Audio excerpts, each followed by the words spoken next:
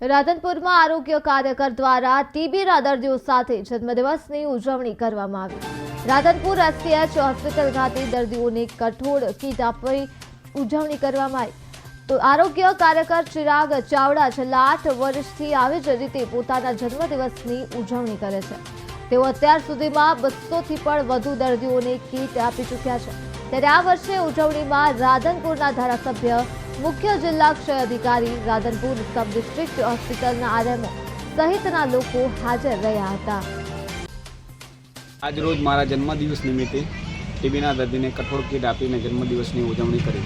છેલ્લા 8 વર્ષથી હું મારા જન્મદિવસની ઉજવણી કઠોળની કીટ આપીને ટીબીના દર્દી સાથે ઉજવણી કરું છું। હોટલ કે પાર્ટીમાં ખોટા ખર્ચને કરતો નથી અને સામાન્ય રીતે આ ટીબીના દર્દીને પોષણક્ષમ આહાર મળી રહે તે હેતુથી આ ટીબી દર્દીને કઠોળ કીટનું વિતરણ કરવામાં આવ્યું।